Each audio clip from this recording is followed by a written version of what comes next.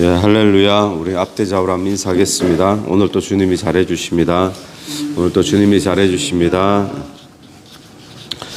예, 오늘 본문도 어제 본문에 이어서 계속해서 예수 그리스도가 우리에게 주인으로 사시는 이야기가 계속 진행되고 있습니다. 그러니까 어제 본문에서는 우리를 박해하는 자, 핍박하는 자에 대해서 어떻게 할 것인가, 원수도 갚지 말고 주인이 알아서 갚도록 하는 거, 또 핍박하는 자가 있으면 축복하는 거, 거기에 대한 말씀을 나눴는데, 오늘은 그럼 권세자를 대할 때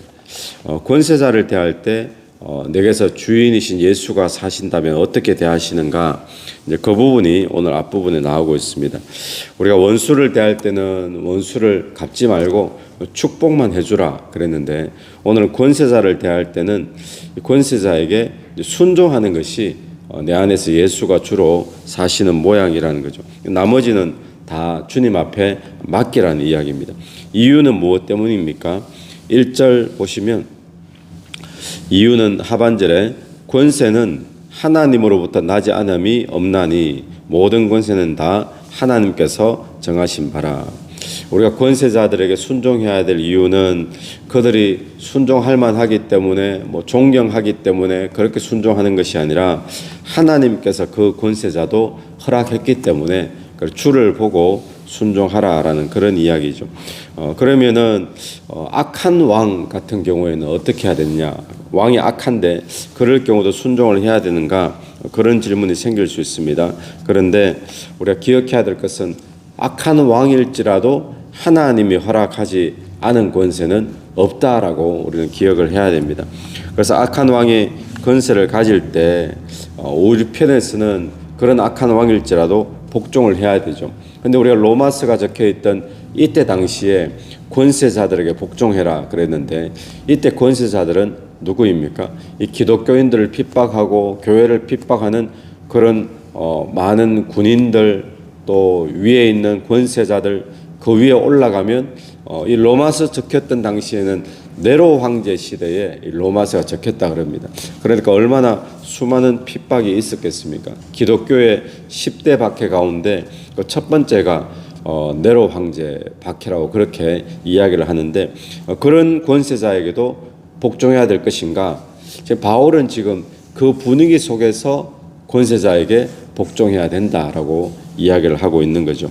이유는 한 가지입니다. 하나님께서 그 권세도 허락했기 때문에. 자, 그러면 이런 복종이 맹종이 되는 것은 주의를 해야 됩니다. 무슨 말씀인가 하면 도둑질하라 그러는데 거기에 복종할 수는 없는 거죠. 또 예수 믿지 마라 그러는데 거기에 복종할 수는 없는 이야기입니다. 그러니까 우리가 복종하는 이유는 하나님 때문에 권세자들에게 복종을 해야 되는데, 이것이 분명해지면 하나님의 뜻과 그럼 충돌하면 과연 그들에게, 권세자들에게 복종해야 될 것인가? 이거는 간단하게 정리될 수 있습니다. 하나님께 잘 우리가 섬기기 위해서 복종을 하는 거지, 하나님을 충돌하는 일에 있어서 복종할 이유는 없는 거죠. 그래서 오늘 우리가 권세자들에게 복종하는 이유는 그 권세 자체에 뭐가 있기 때문에 복종하는 것이 아니라 하나님께서 허락하신 권세이기 때문에 복종하라라고 하듯이, 주를 우리는 잘 섬기려고 권세자들에게 복종하는데 주를 섬기는 일과 충돌이 되어진다면 그것은 복종할 필요가 없는 거죠. 그래서 오늘 우리가 적용을 해본다면 내가 가정에서 순종해야 될 자는 누군가?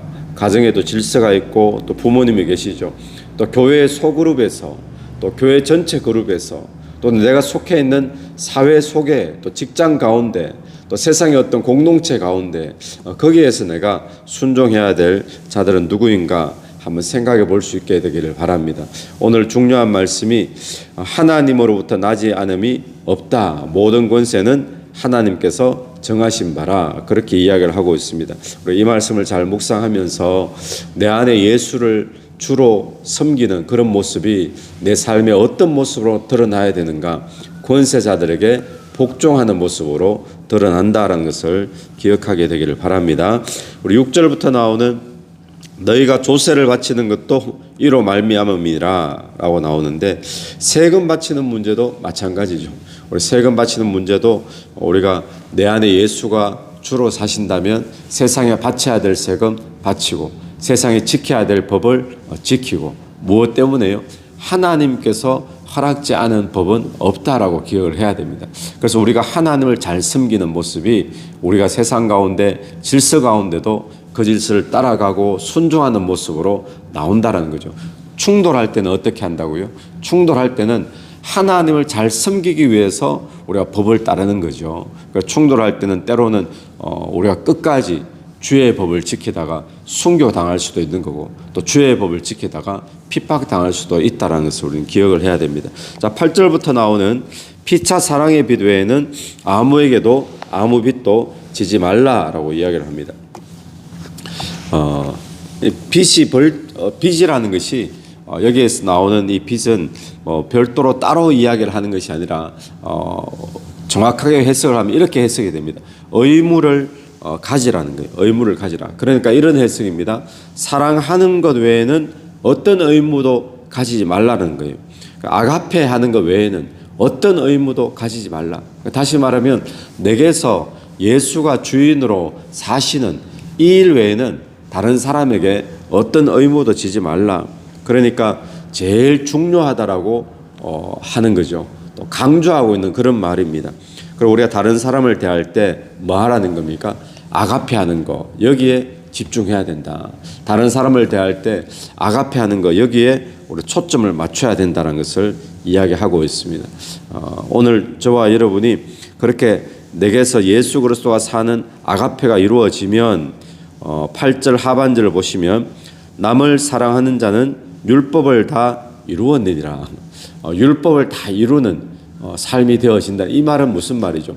율법은 우리에게 끊임없이 이렇게 해라 저렇게 해라 우리의 삶에 요구를 하고 있습니다. 그런데 이 율법의 요구를 사람이 다 충족시킬 수가 없습니다. 그래서 우리는 율법 앞에 언제나 죄책감을 느낄 수밖에 없고 부족함을 느낄 수밖에 없는 거죠. 그런데 이 율법은 언제 완성이 되어지는가 하면 이 율법이 존재하는 목적이 예수 그리스도께로 인도하는 것이 목적이잖아요. 예수가 등장하면, 예수가 나타나면 이 율법은 만족을 한다는 이야기예요.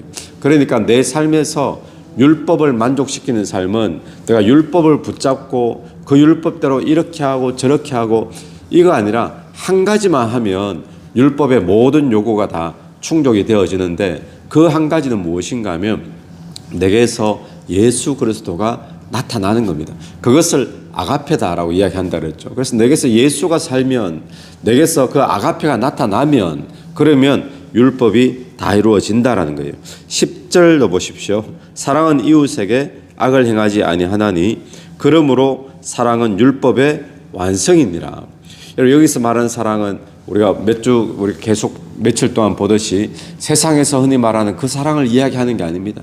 여기서 말하는 사랑은 아가페를 이야기한다 그러잖아요. 내게서 예수가 사는 삶, 예수가 주인으로 등장하면 율법을 완성이 되어지고 율법이 다 이루는 삶이 되어진다는 거예요. 오늘 또 저와 여러분이 이웃을 대할 때 이웃을 아가페로, 내게서 예수가 사는 모습으로, 그들을 축복해 주는 모습으로 대할 수 있게 되기를 바랍니다. 그러면 율법이 이루어지는 삶, 율법이 완성된 삶, 그런 삶이 될 줄로 믿습니다. 우리 11절부터 나오는 말씀은 유명한 말씀이죠.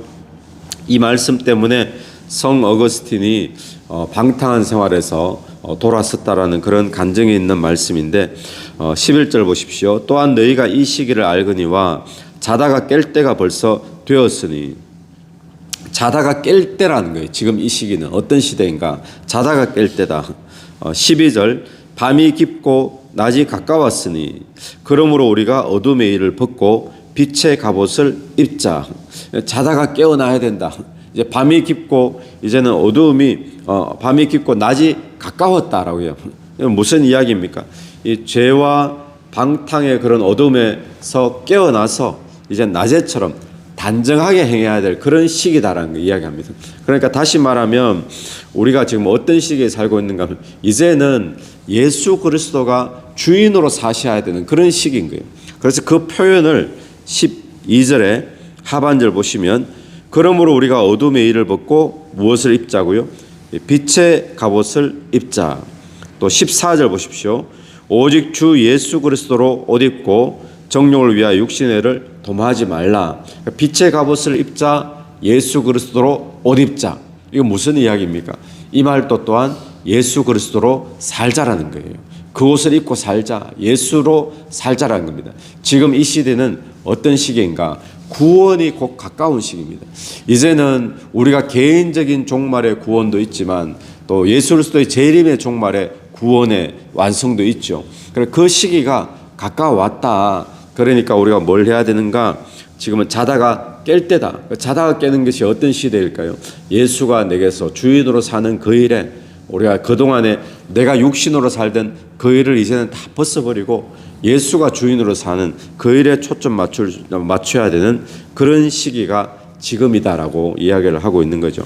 오늘 우리가 세 가지 말씀을 보는데 첫 번째는 권세자에게 복종하는 삶. 이유는 무엇입니까? 하나님께서 세우지 않은 권세는 없다. 그러니까 주를 잘 섬기는 모습이 세상 권세자들에게도 순종하는 모습으로 나오는 겁니다. 두 번째는 무엇입니까? 우리가 아가페 하는 것 외에는 다른 어떤 의무도 지지 말라는 거예요. 초점을 아가페 하는 데 맞춰라. 그러면 율법의 요구를 다 이루는 그런 삶이 되어지고, 세 번째는 우리가 사는 이 시기는 예수 그리스도가 주인으로 살아야 될, 거기에 초점 맞추고 살아야 될 시기다라는 것을 이야기하고 있습니다. 그래서 오늘 또 저와 여러분이 내 안에 주인 되시는 예수가 사시는 삶, 그런 삶이 되기를 간절히 바랍니다.